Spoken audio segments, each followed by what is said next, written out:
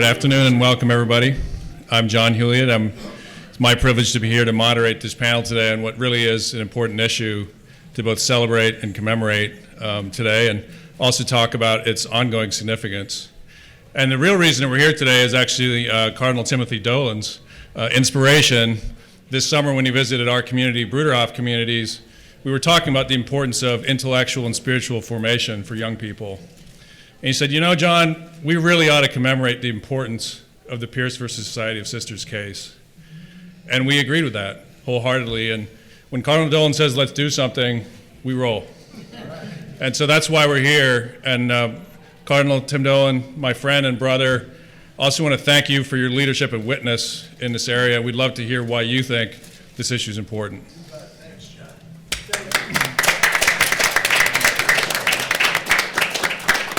John, thank you for your characteristically gracious remarks. If I get a good idea, I always go to the Bruderhof because they'll come through with energy and a lot of passion. So thank you, and thanks to the community. I'm just delighted to welcome all of you to kind of set the table for a very promising, given the caliber of the great people here to my side, a very promising panel discussion on a topic of extraordinary importance to people of faith, namely the education of our children. And I'm kind of anxious to listen and to conclude because I want to get to that baseball movie, all right? Now, people of faith, here we are, people of faith, strongly believe that the parents and the family are the primary educator of their children. To be sure, they welcome support for the participation of the government in that sacred function, though hopefully excellent public schools, as long as government does not claim to have total control, as long as the state does not dare take the place of the parent, but partners with them, and as long as options other than government schools are available. In other words, the child is not the mere creature of the state. Have you ever heard those words before? I find them to be very bracing. The child is not the mere creature of the state. That didn't come from some saint or some pope. It comes from the 1925 Supreme Court decision, now 100 years old, in the case called Pierce versus Society of Sisters. Briefly, here's how it went down. It was November of 1922. The state of Oregon, led by the Ku Klux Klan, passed a referendum outlawing all schools except government ones, to which all parents had to send their children. This was appealed to the state Supreme Court and overturned, thank God, in January of 1924. The Klan, which doesn't give up easily, brought that decision to the United States Supreme Court, where it was upheld on June 1st, 1925, 100 years ago. Hallelujah, all right? It was an ecumenical and interreligious coalition, I'm proud to say, that won justice for the freedom of parents and their children to attend the school of their choice. Might I suggest it is such a coalition of religious, ecumenical, interreligious leaders that is so radiantly evident in the participation of these magnificent presenters we have today, who will continue, I know, John, you and Bruderhof sure will, I sure will, who will continue to work for justice for our kids and our parents that the nation seems sluggish and hesitant to grant. So take it away, John and panel. Good to be with you. I'm eager to hear what you have to say.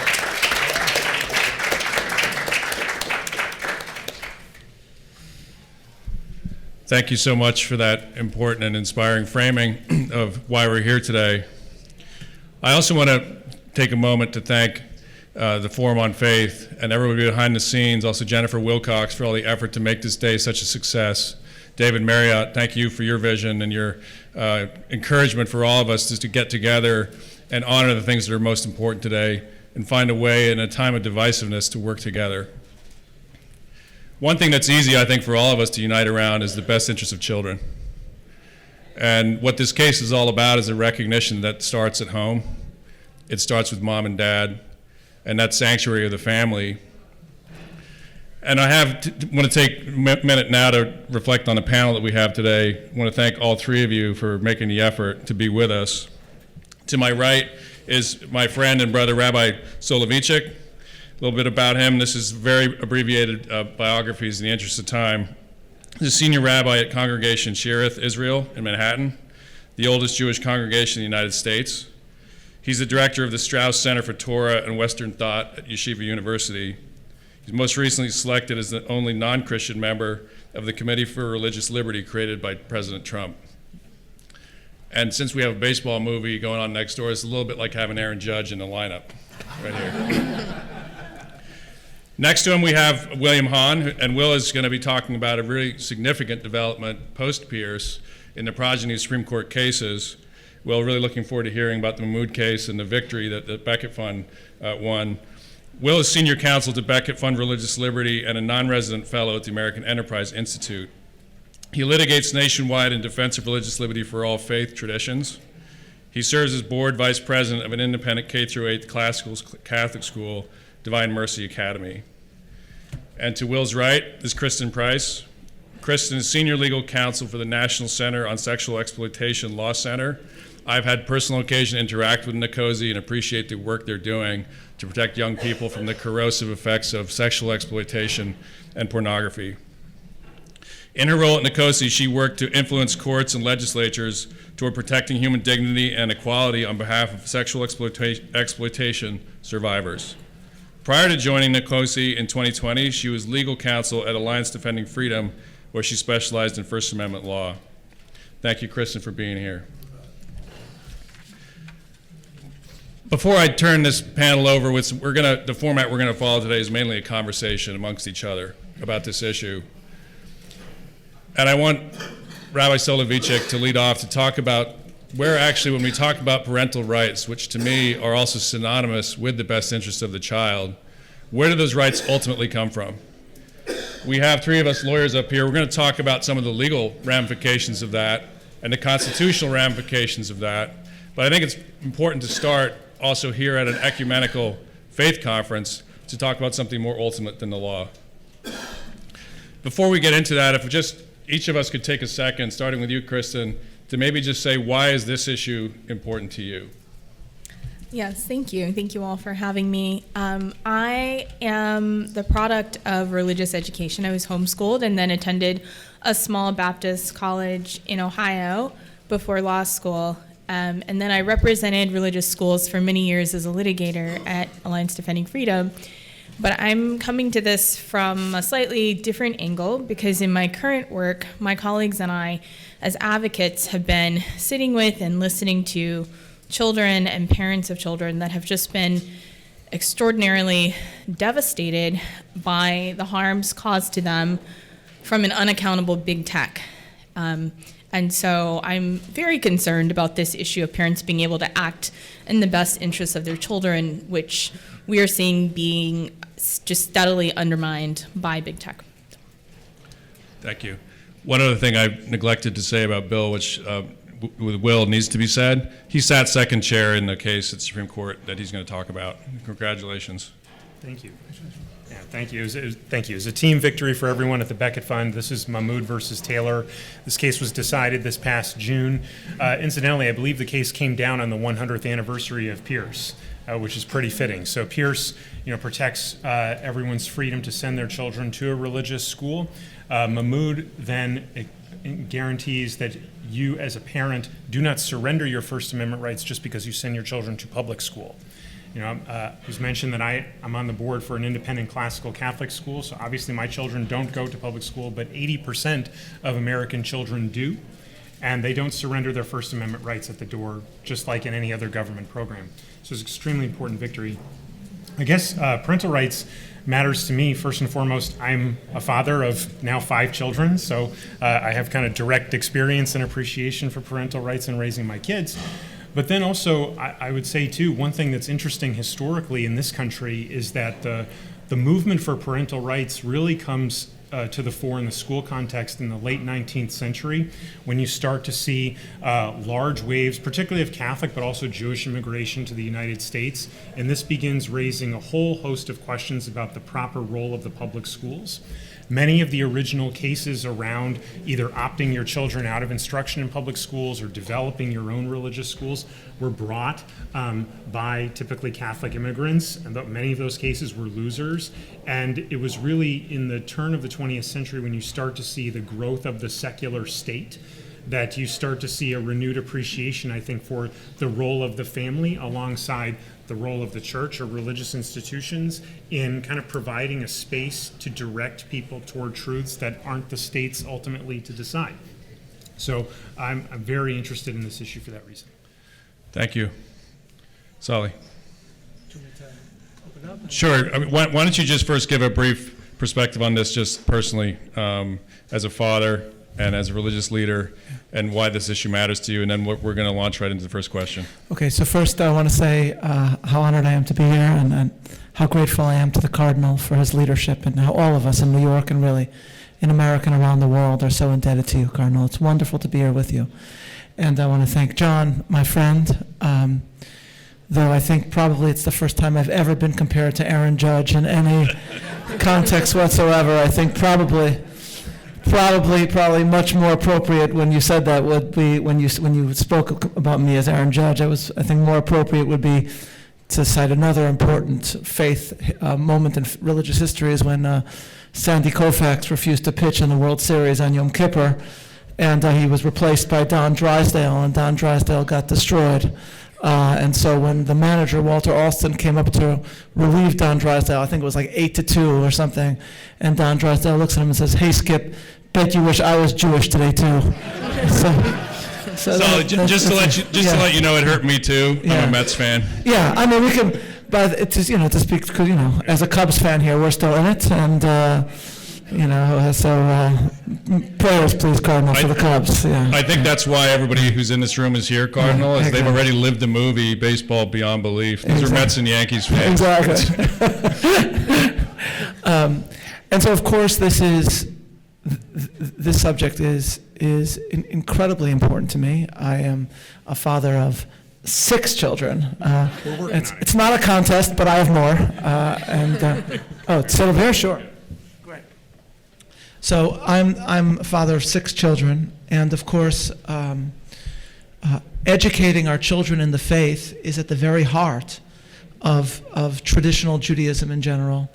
And it is, I think one can safely say, the central reason for not just the survival and endurance, but the growth and flourishing of traditional Judaism in America. If you study the history of Orthodox Judaism in the United States, you will see that in the 1950s, everyone thought that we were not long for this earth. There was a magazine called Look Magazine. Do you remember Look Magazine? Look Magazine had a cover story which said on it, "The Vanishing Orthodox Jew." And as I think one Orthodox rabbi pointed out, Orthodox Judaism is still here, but Look Magazine no longer exists. And so if there is a reason above all for why we are not just here, but why we are, thank God, vibrant and flourishing, it is because of the role that education plays, and indeed the Jewish day school plays, in our communal life. And therefore, our future flourishing rests on our very freedom to educate our children in the faith. And having been so inspired by my own visit to the Bruderhof School, having the opportunity to speak at the commencement there, I know how important it is to John and to his community, as well, of course, to the Catholic community here in America. So it's such a privilege here to join all of you. Thank you. Yeah, it was a wonderful day to have you speak to the students. A little bit about myself briefly. I come to this issue foremost as a father of 5, and now this summer I have my first grandchild. So these issues are of deep significance for us as a family, but just as much so for our church community. Childhood education in general has been something of really deep significance for our community, both intellectually and spiritually, since its inception. And it's no accident that our community also ended up here after persecution out of Europe by the Nazi regime to find freedom in America to educate our children the way it's given to our community to do so before God. And with that, I want to turn to the first question for this panel, and this is to you, Solly. So Pierce stands as this legal charter for parental rights. But can you speak to what is the actual ultimate basis for parental rights before we got to the United States, before we got to the Constitution, before we got to Pierce?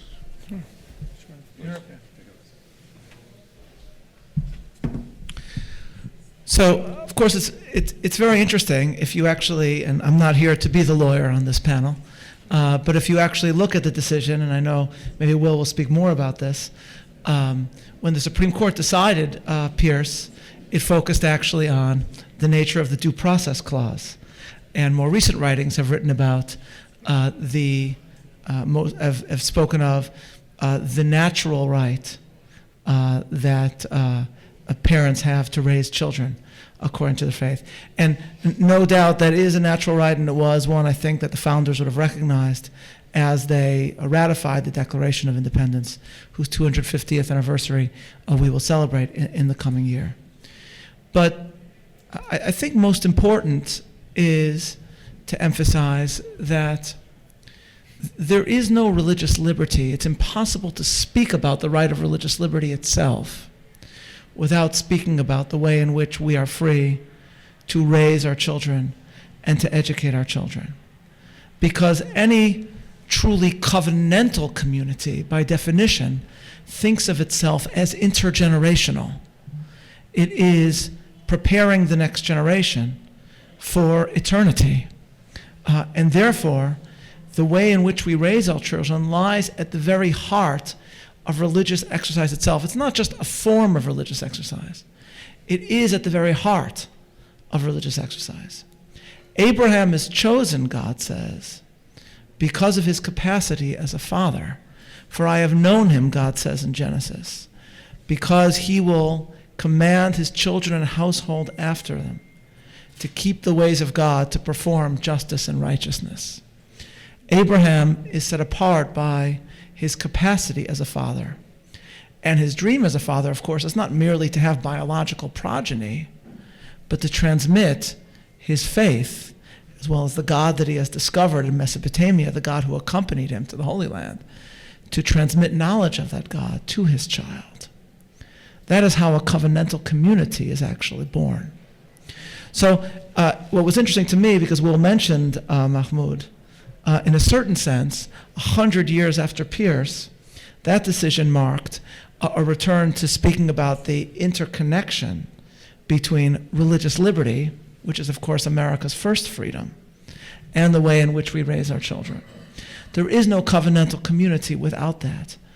Moses says at the end of his life, right before his death, describing the covenant between God and Israel, he says, not only with you do I make this covenant, in Hebrew, Ki et asher yeshno po vet asher einenu po imanu hayom. I make this covenant with those that are here this day and with those that are not here this day. If you've raised children, and if you have 5 children or 6 children, you know that a lot of your time goes into that. I think my favorite anecdote is about the father who's in a grocery store and the child with his child, and the child is having a meltdown. And the father is saying over and over in a soothing voice, "Okay, David, let's stay calm, David. We'll be home with mommy soon, David." And a woman comes over to him and says, "Sir, I just want to say how impressed I am by your patience with little David here." And the guy looks at her and says, "Lady, I'm David." Okay. And if we really do expend so much effort and so much sacrifice in the way we raise our children, It's because we believe that there is no job that is more important than that, and that it lies at the very heart of the obligation between us and our Creator. Without the ability to raise our children as we see fit, covenantal communion between generations is not possible. And so therefore, I would locate the freedom to raise our children at the very heart of religious liberty itself.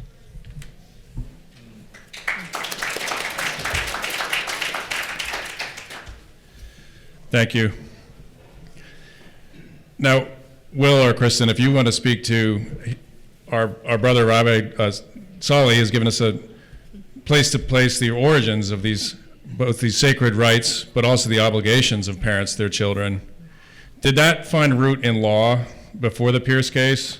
And I'm sure, Will, in preparing for the Mahmoud case, you probably went back that far. It'd be interesting to talk about that, and then we'll pick up from Pierce and go forward.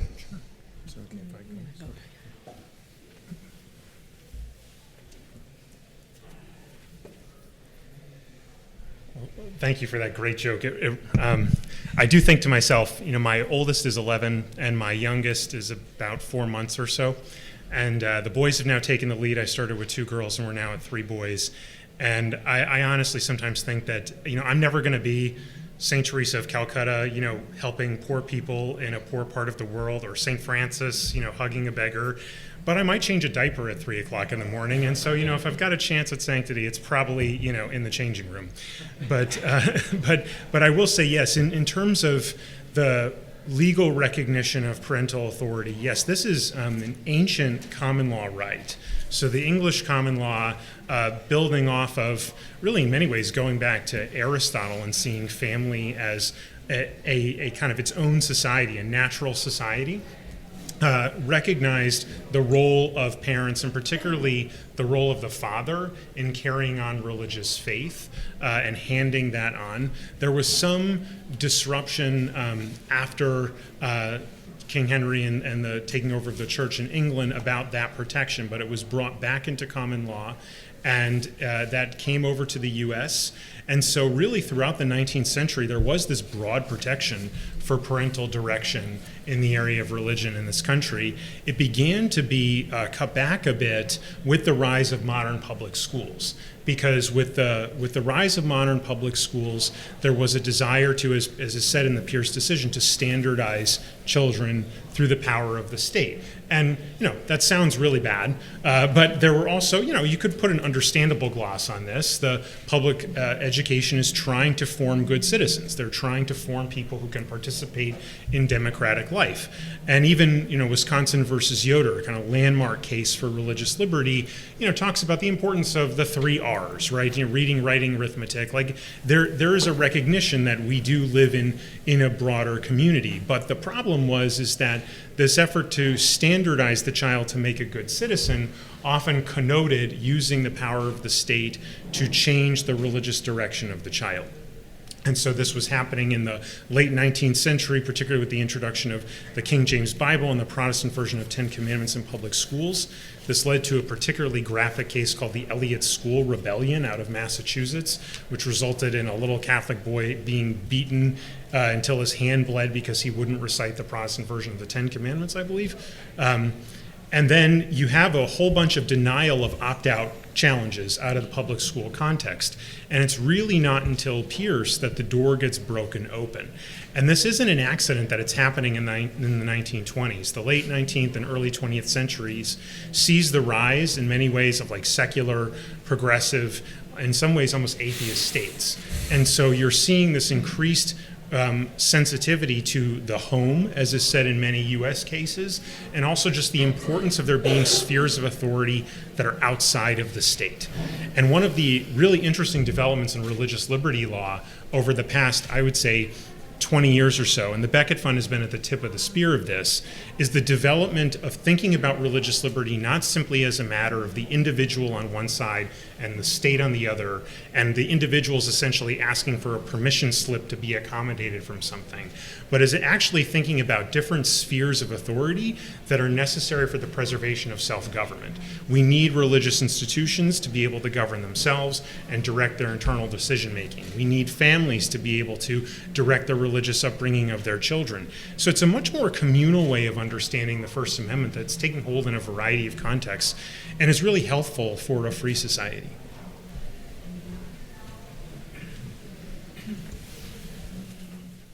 Thank you, Will. I think at this point we'll just stay here and have a dialogue. So you mentioned spheres of authority.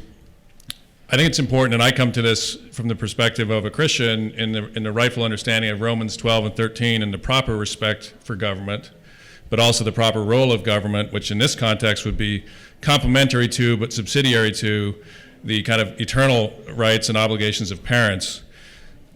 Do we want to talk a little bit about what are the proper limits of parental rights and what is the proper sphere of the state in this area of education?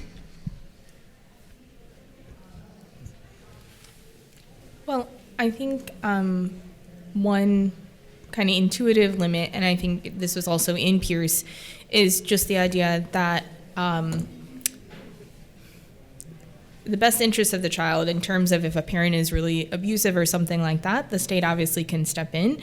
In the work we do at Nicosi, we're often just constantly hearing from parents who have quite literally lost children to technology and who are just agonized that they were unable to protect their children from something. And obviously I think that's pretty typical, but of course at the other end of the spectrum, we definitely encounter people who were exploited by their own parents, like even in trafficking, even biological parents. So I would say one obvious limit is just severe harm to the child. Yeah, so one thing that has come up and taken on increased sales. Oh, I'm sorry. You will not be silenced. Thanks. Thank you. You asked the question about the proper limits on parental rights and parental religious exercise. I think here the Supreme Court's latest decision in Mahmoud versus Taylor is really helpful, because what it does is it applies a standard that's known in law as the compelling interest test to assess the limits, if you will, on a burden on parental rights. But in more layman's terms, you can think of it this way. Your parental religious authority is being burdened by something the government is doing. Okay, now the government then has to answer, did you have a really good reason to do this? Like a really good reason. And moreover, not only did you have a really good reason, is there no other way that you could do the thing that you want to do that you say is really good, except burden the parental religious authority? That's essentially the kind of question that's asked by the court. And when you focus the question that way, I think that's really helpful. I can tell you in my experience as a litigator, the government very rarely has a good reason that rises to that level. I mean, they can talk about things more abstractly, like equality or administrability. And sure, maybe in certain contexts, if you focus it the right way, those are compelling interests. But stated at a high level of generality like that, without any consideration of context, without explaining why that's really necessary in this case, the government routinely fails that test. And they failed it in Mahmoud, and they failed it in all of the other Supreme Court cases that involve religious exercise in schools, except for one involving Jehovah's Witnesses, where the Supreme Court ended up reversing itself in 3 years because the result was so bad. So I think that's a manageable inquiry. Yeah, of course, as my distinguished interlocutor said, there are, of course, limits, and it's the obligation of the state to prevent harm to a child. It's interesting just to note that at the same time, as we're having, as Will said, we see a greater recognition of the parental units and the community as having their own status within religious liberty in this country. We're also starting to realize, hopefully not too late, how important it is actually for a child flourishing to think of him or herself as part of something much larger than him or herself. The actual statistics about, Ben Sass wrote a book where he noted, I think he has a phrase where he said that the same technology that has allowed us today to live like royalty is also actually at times impeding one's own understanding of the larger world in which one actually is, or the larger family in which one finds oneself. I think the statistic he cites that there's an enormously low amount of young people that can state that they've had a genuine relationship with, or even extended conversations with, people over 60. And of course, what that means is the more that we individuate identity and take it out of the framework of family and community, the more we will see what we see right now, which is, on the one hand, an astonishing wonders of technology, but also an epidemic of loneliness. And so, on the one hand, we do think about individual rights and about the individual rights of children, but that has to go hand in hand, of course, with something that we're just starting to recognize more and more, which is how important it is for the child to see him or herself, not only as an individual, but as part of something much larger. Thank you, and that reference to community, which is what you're really talking about, leads me to my next question. And Cardinal Timothy Dolan, you made it clear that the Pierce case was actually not brought by parents asserting their rights, it was actually schools. The Hill Military Academy and the Pierce Religious Order. And the question I have to the panel, and this is relevant for us here in New York today, and Solly and I are both in these trenches, this is a live issue in New York in terms of the freedom to run independent religious schools in our state. And I think particularly of the kind of pretextual targeting of the yeshiva schools in our state that's been a challenging area. The good news is it's brought a lot of us together who are going to stand together for what's right in this space. But the question I have for the panel is, beyond the individual assertion of parental rights, what is the importance of operating independent public schools in this space? Public schools or private? Private schools, yeah. Thanks for the correction. Go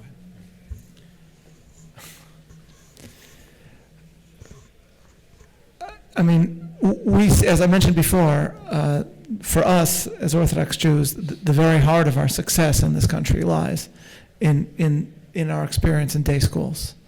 And those day schools are diverse, and one Orthodox Jewish school will be incredibly different than another. The balance that they strike in the time spent on religious study and regular standard academic study will be struck differently in each school, and what one community does will be different than another. But what can be said about all of them is that they owe their vitality to this, to the very fact that these schools existed. What's interesting, I think it's important to note, is that that was true even in the 50s and 60s, before there was less of a sense that the larger culture was hostile to what traditional religious communities were seeking to teach and propagate. Day schools were more important because they were necessary to inculcate in the next generation the unique teachings of a particular faith community. Catholic schools would teach their children Catholic doctrine. Jewish schools would teach how to study the Bible in Hebrew, how to study Talmud in Aramaic, etc., etc. What's happened now, however, is something as important, which is that now these schools serve not only to teach religious doctrine and knowledge, but also, in a certain sense, to shield children from the larger zeitgeist. For me, as a parent, that's as important, if not more, a function of what religious schools do. My great uncle, the great Talmudist and Jewish philosopher Rabbi Joseph Soloveitchik, said that to be a Jew in the world, and really he was speaking about to be a person of any covenantal community in the world, in the larger world, is to be as Abraham described himself when he was in Canaan among people that were very different than he. He said in Hebrew, Ger v'toshav anochi imachem, I am a stranger and a neighbor amongst you. And part and parcel of being part of a unique covenantal community, but also part of the larger American society, is to be a stranger and a neighbor. On the one hand, we are neighbors with others. We engage each other, and we work toward the betterment of the larger society.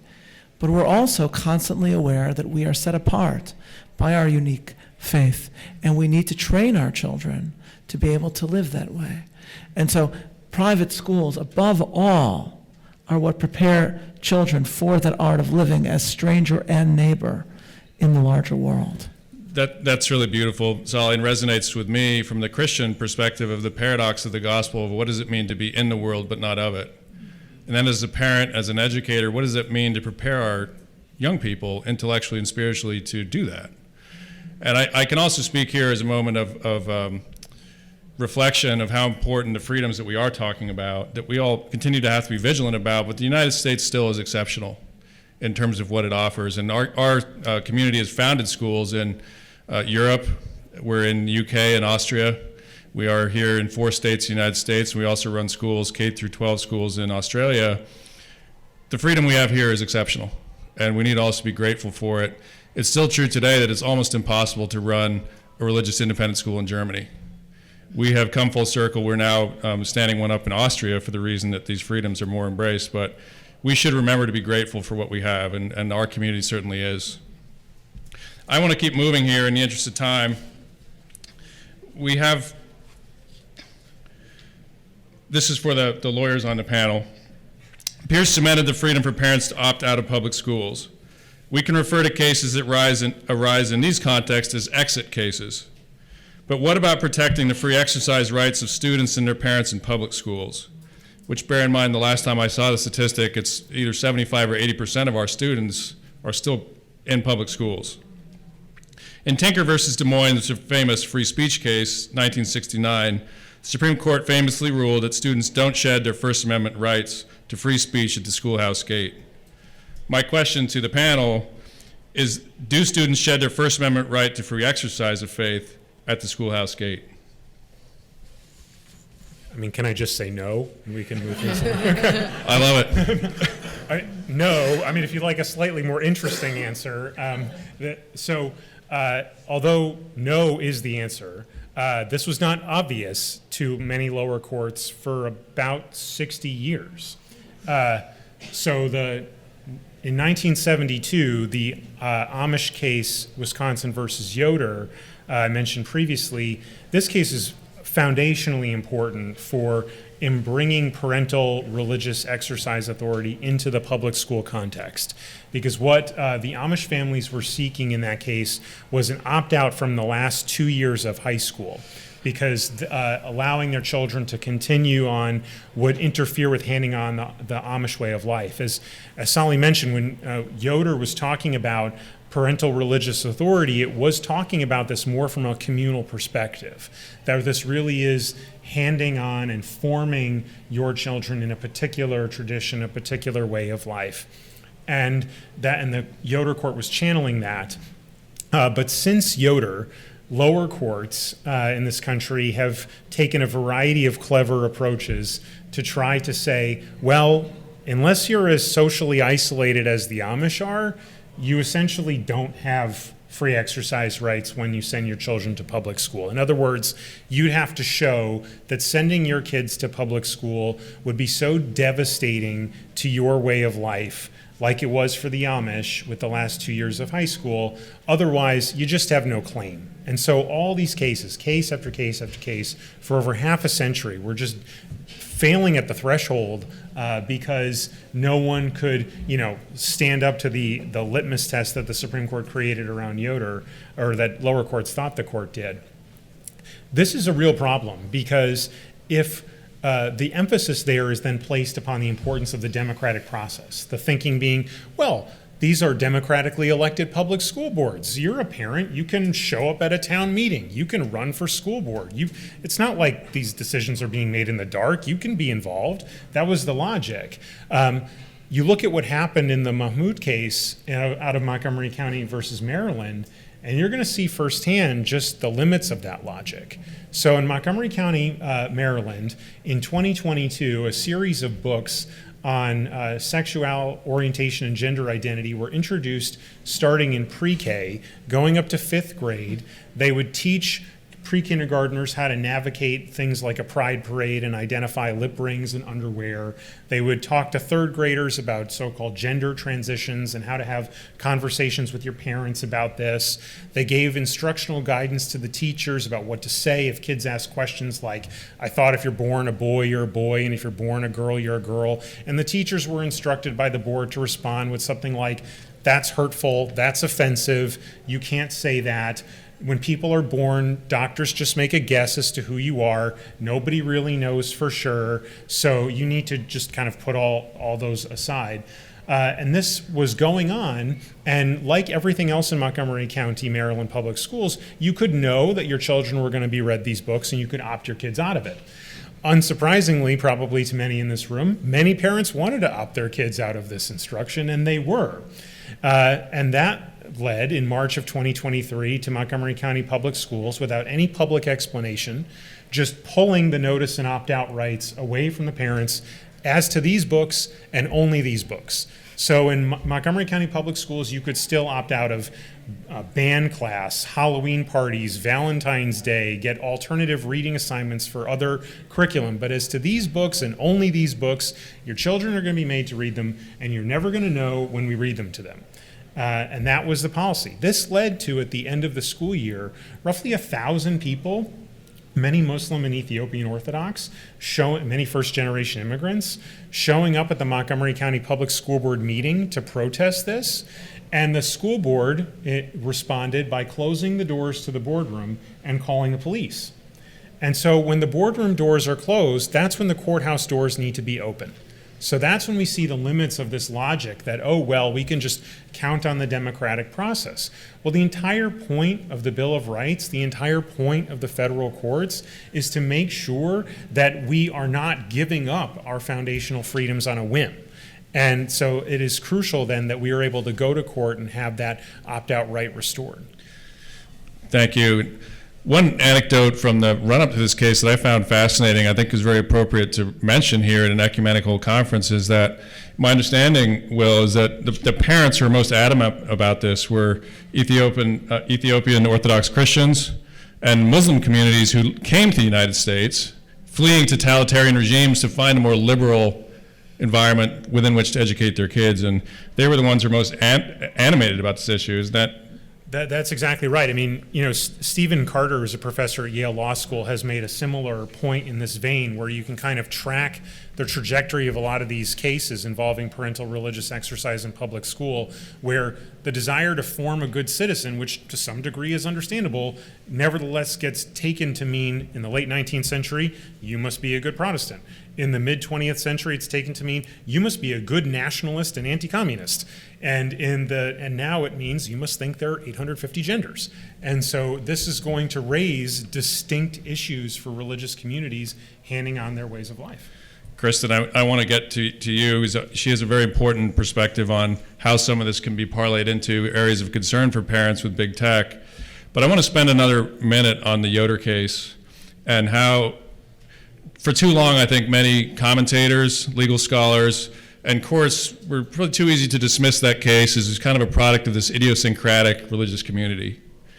But I think we saw the deep constitutional significance of Yoder come to the fore in the Mahmoud case, and the significance also of the free exercise aspect of raising children in a mode of life that can also have a real opportunity for parents to transmit that faith to the next generation. And the elevation of religious freedom in public schools. Love to hear you, Will and Solly, talk a bit about the importance of the Yoder case going forward. Okay. Yeah, so Yoder, I mean, we've joked, and my colleague Eric Baxter, who argued Mahmoud, he and I joked a lot over the course of Mahmoud. I think Yoder is our favorite Supreme Court case. I mean, in some ways it has some of the kind of 70s, language in it that, I'm glad the Supreme Court has kind of moved into somewhat different direction. But by and large, it's one of the few cases, I think, that really speaks to, as Solly was talking about, this communal understanding of freedom and this importance of handing on a distinct way of life. There's a passage resonates a lot for me personally when the court talks about how we can't forget that throughout the Middle Ages where there were these religious communities that isolated themselves and against all worldly obstacles handed on important civilizational values of the West. And like that's not usual language for a Supreme Court opinion. I'm here to tell you that. And so it's always something that has stuck with me as remarkable because we do have a difficult time in our constitutional discourse with more communal understandings of freedom. This is not a first language for us Americans, but we're increasingly developing one, and I think Yoder's part of that. Yeah, I wanted to, if I could build on that for a moment, just to speak about why Yoder is so important. If it's okay if I speak about the legal aspects. I know you mentioned I'm not a lawyer, which was very hurtful, John. Very triggering. But just to build on what Will said, I mean, I think that is one of the great religious liberty decisions in America's history. It's actually kind of odd. It struck me as I was preparing for this. In one of the few bad religious liberty decisions that the Becket Fund has yet to get overturned. I say this as a proud board member of the Becket Fund in Employment Division versus Smith. I know you are. I know. Don't worry. It's, I have faith in you guys. But preposterously, when that decision tried to explain why it was both limiting religious liberty in cases of laws of general applicability, but was not overruling Yoder, what the court preposterously said is that Yoder was a hybrid, a case of hybrid rights. It had two different rights that came together, the natural right of raising children as well as free exercise. But of course, it is ultimately one of the great free exercise cases in American history because it places education of the next generation at the very heart of religious life and of the exercise of one's faith. You know, I just to add one other point, it just struck me as Will was speaking, and he described what was, on the one hand, how great is it that you had this victory? On the other hand, how terrifying is it that you had to fight this? How scary is it that as soon as the school heard that parents wanted to opt out, it swiftly moved to ensure that on this and this alone, parents couldn't protect their children and to educate them with their values and their faith. And it's on the one hand incredibly true what you said, John, that we owe so much to this country. And thank God, thanks to the efforts of Will and his colleagues, we've seen so many important victories in advancement of the American idea and the vision of America. But how much more protection we need and how many threats there are to families of faith. To add to that was an issue for me of, I think, apparent inequity in the dissent's view in that case, which was that one remedy would simply be to tell parents that you could go ahead and opt out of public schools, educate them at home or put them in private schools. Yeah. That's fine for parents who have the resources to do that. But what about everybody else? Yeah. And so in that sense, this case in our public schools was so important to give that protection and to give parents a fighting chance in our public schools as well to transmit that faith to the next generation and to have that respect shown by the court, that understanding of the importance of that to true free exercise in our country was really of great importance. If I could just say briefly on that, I mean, because that argument came up, obviously, as you mentioned, but it was an argument that's been used in lower courts to turn down claims like ours before. And it really is, I think the Supreme Court rightly called it both offensive and legally unsound. I mean, it's legally unsound because the idea that, somehow, like, I would have more free exercise rights, like if I were in prison, for example, than if I were in public school. It just creates this impossible double standard in government programs. But also it's offensive because the parents are already paying for the public schools. I mean, we're already paid for them out of our taxes, and now I have to basically choose, well, I can just pay more. We had one client, Grace Morrison, whose child has special learning needs, and she took her daughter for religious reasons out of Montgomery County Public Schools at a cost of roughly $25,000 a year. I mean, this is crippling them.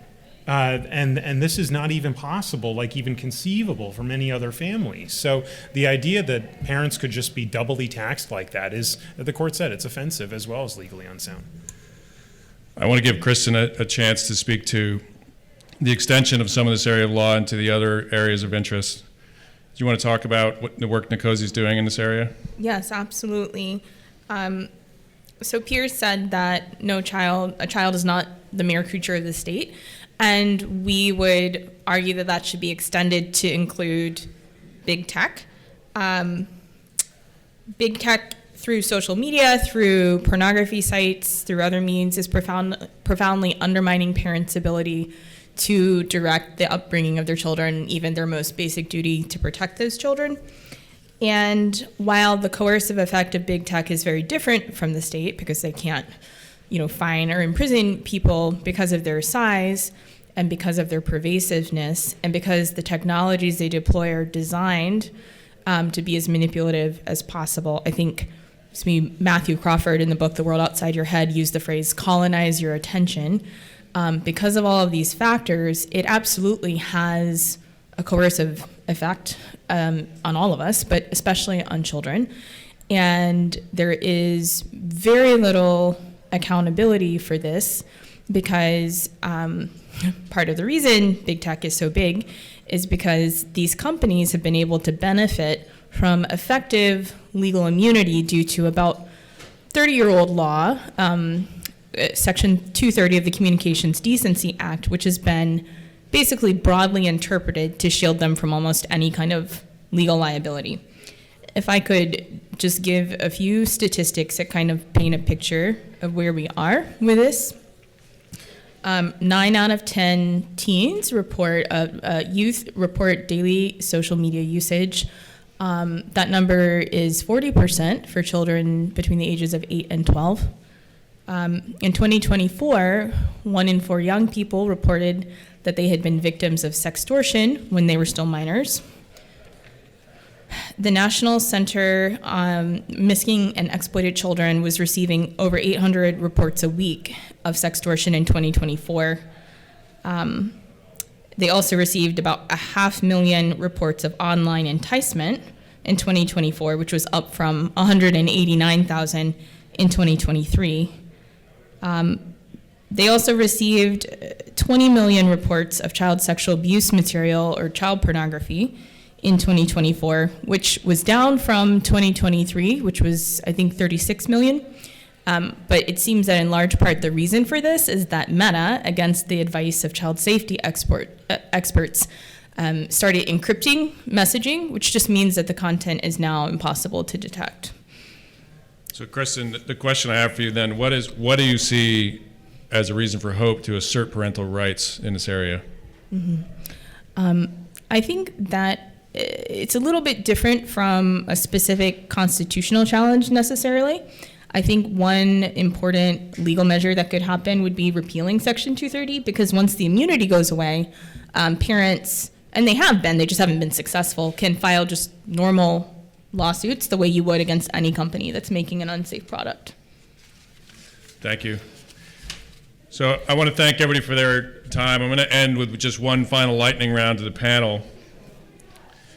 You can just answer with one sentence or one thought to close out here. If you had one recommendation to parents and or religious communities about how to further the spirit of Pierce that we're celebrating here today, what would it be? Well, Start from here, please. Oh, yeah, please. Yes. Well, continuing along the big tech theme, I would say to do everything you can to create communities that truly are sacred spaces and sanctuaries from the influence of big tech, where people can form genuine, authentic relationships and pay attention to what's really important instead of to what will just profit these companies. I would say similar to what Solly had said before. Actually, if you have children, raise them well. Actually I know it sounds straightforward, but just be involved in your child's life and build the community that's asserting these freedoms. I'll just echo what Will said. I think it's the great Catholic comedian Jim Gaffigan, who has, when he had his 5th child, he said, if you want to know what it's like to have 5 kids, just imagine you're drowning and then someone hands you a baby. There is nothing harder, but there is nothing more rewarding than raising children. And if you actually raise them, not have the iPads raise them. And if you, as Jews do through the Sabbath, make sure to spend time, not just face to face, but soul to soul, then that will be the greatest furthering of the legacy of Pierce that you can bring about. Amen. And I want to just close by also reflecting on what this panel signifies today, and following on the inspiration of our brother Cardinal Timothy Dolan. I've had the privilege to work together with leaders of other religious communities, serving as general counsel for our community, work with the Catholic Conference in Albany, our Jewish brethren in Albany, and quite a host of independent schools here in New York who are very resolute on these issues. And we share common cause in standing up for kids, standing up for families, and standing up for the freedom to live out our faith in this great state of New York. And this conference is a reflection of that as well, and it's why it's just a privilege to be here. And thank you all for taking your time, away from a movie, I might add, to be here. We appreciate it.